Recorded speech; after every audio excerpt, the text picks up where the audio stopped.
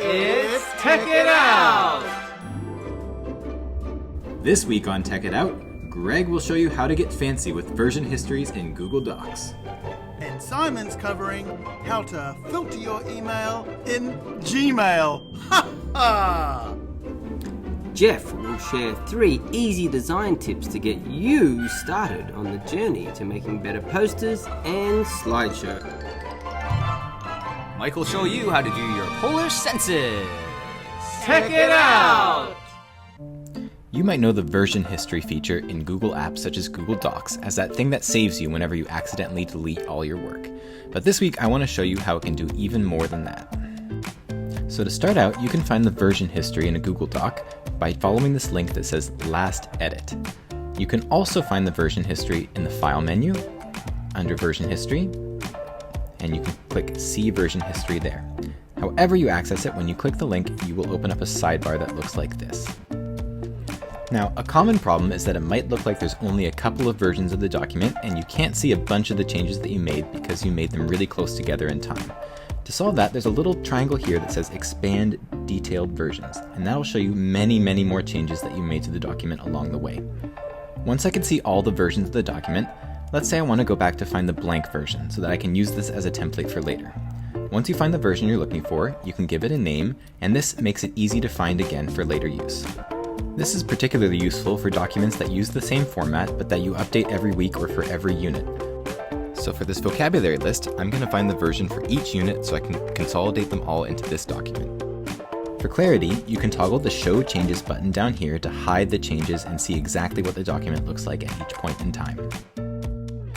Once you've found and named all the versions of the document that you want to keep, you can use the toggle at the top that says Only Show Named Versions to hide everything else and only show the final versions of the document.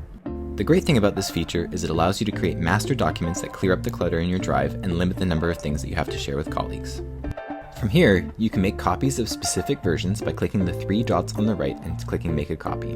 This allows you to share with teammates or with students. If you want to edit a named version, you would have to click Restore this version up here, and then make your changes and rename the version again. Finally, now that you have this document all organized, you can give it a name befitting of the master document that it's become. And that's version history, taking you back to the future of organizing your documents. Filters. Why would I want to use filters when dealing with my Gmail? Well, I'm going to use the example of the attendance emails that we get at school.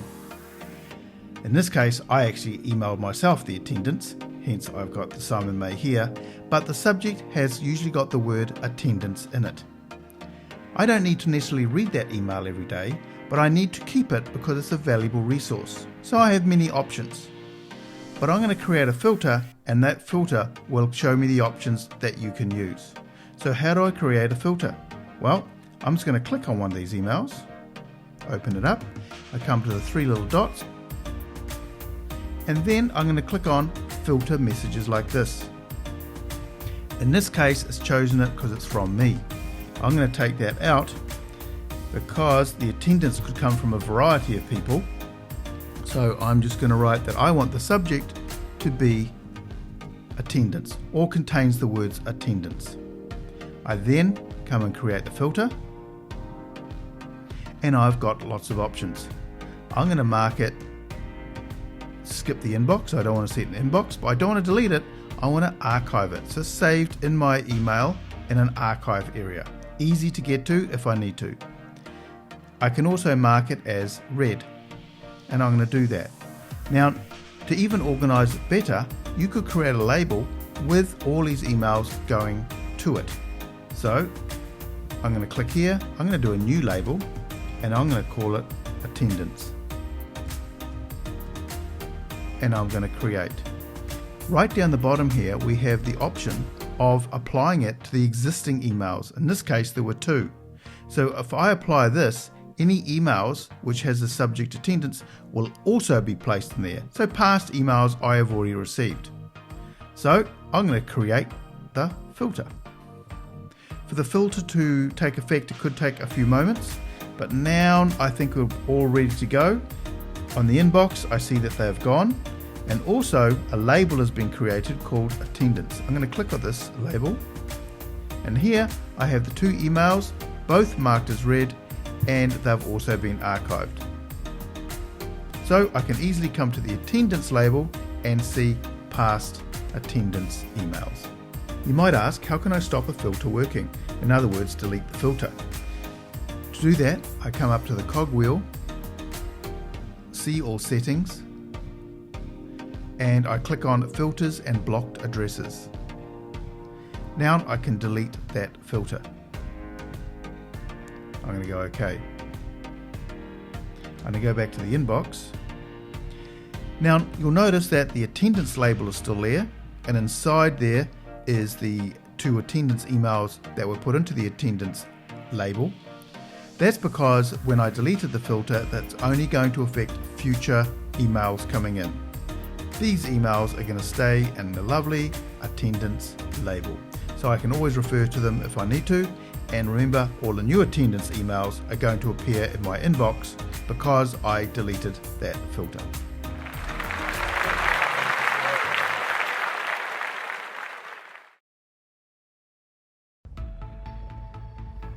Jeff, you're looking a bit sick. Is everything okay? Not really. I'm just looking at posters that some of the students have made and they're making me feel sick.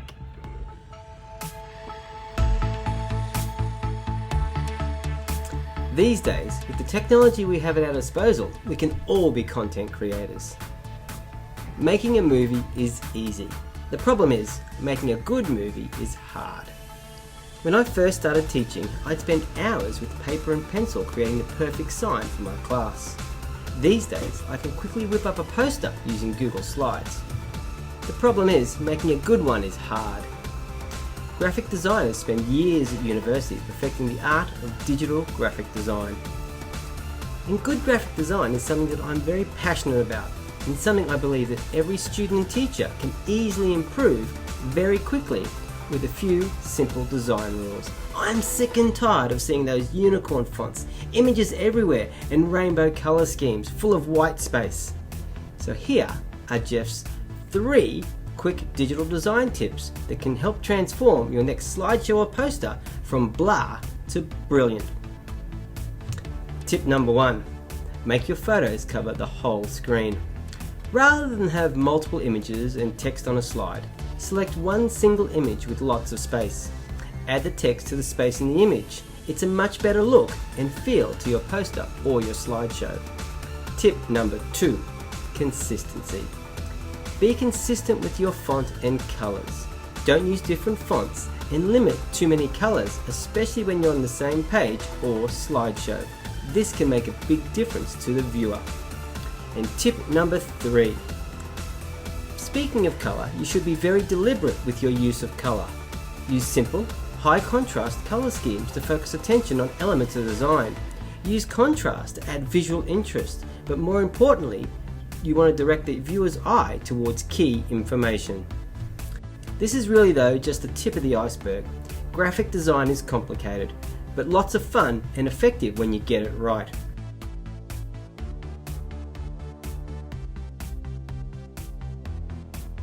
There are so many resources out there, books, websites and videos for you and your students, so we can all start creating better content. Jeff, are you going on about fishing again? No, this time I'm talking about carp. Carp?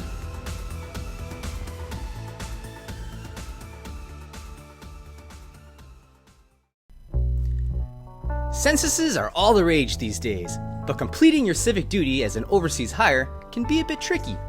I sat down with Marjana and Grzina from HR, and they walked me through the process so we could show you what to do just in case you have some questions. Shout out to Sue Francis, who suggested we do a video for this process. You only need to do this once per household, which is nice. And before we begin, I just want to say that I made this video and completed the census to the best of my abilities. And I don't take any responsibility for anything here that causes you to get in trouble with the law. So, to do this, you need your trusted profile login, your pestle number handy, and about a dozen minutes, more or less, depending on how many people you're required to provide data for. The first step is to go to this website. The link is provided in the description below. switched this screen to English, and I clicked on login.gov.pl to log in, and this will allow you to log into the system using your trusted profile. So with your trusted profile, put your username and your password, click on login, and you'll have to confirm with an SMS code. Most of these fields will already have been filled out for you. I'm just blurring it. Click on next. So for this next screen, you can click on what applies to you. I was living in Poland on March 31st. The next question will ask you for the city that you were living in Poland. You can't put Warsaw, you have to put Warszawa, and you'll have to select the district that you live in. So I'm clicking on Warszawa, Ursunów.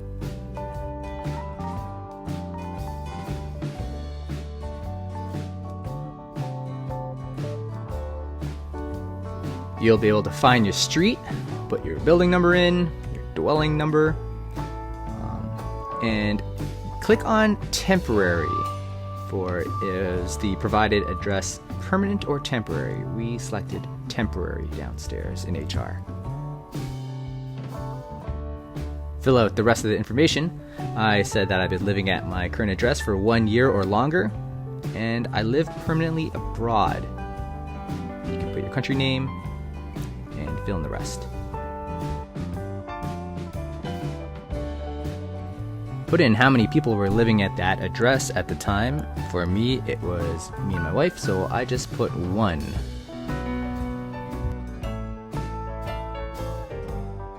So now I'm going to click on Add Person to add my wife.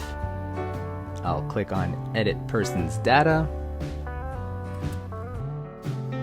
And for her, I had to fill in much of the same information. If you have any more people, click on Add Person, or else click on Next. Confirm that you've recorded all the persons in the dwelling. And here, answer whatever applies to you. This next page is asking to define relationships, so just click on that arrow and you can select how you are related to that person. Alright, now they're going to ask a bunch of questions about housing. So my apartment is owned by a natural person, so I click on natural person. The dwelling is occupied by someone renting the dwelling, which is me and my wife. You have to write down how big your apartment is and how many rooms have a window to your kitchen and to your bedroom. So I live in a 2-bedroom apartment with a kitchen, so I'm going to write down 3. For the heating question, my apartment has radiators spread out across the apartment, so I selected a heat source supplying 1 multi-dwelling building. And now for the personal questionnaires. So there's gonna be a whole lot of questions about each person here, including where you were born, what citizenship you have, what you identify yourself as. They're going to ask if you are in an informal relationship with another person. As you go on, they're going to ask about religious denomination and a few questions that might be a little bit too personal. Feel free to click on I do not want to answer this question. Then it'll ask us about work. So yes, we work between 25th and 31st of March 2021. And we are professionals. So click on professionals. Teachers are counted as professionals. Put down Konstantin Zorna. And the street is Warszawska. We work in education. And we worked as a person employed by a public institution or a private employer. And that's it for the first person. So if there's anyone else, you have to click on questionnaire for that other person. Or else you can just click on Next if you've completed that other person. And that's pretty much it. Click on Finish Self-Enumeration. Confirm by clicking on Yes. And you'll be back to this page and you've done your civic duty. Good luck!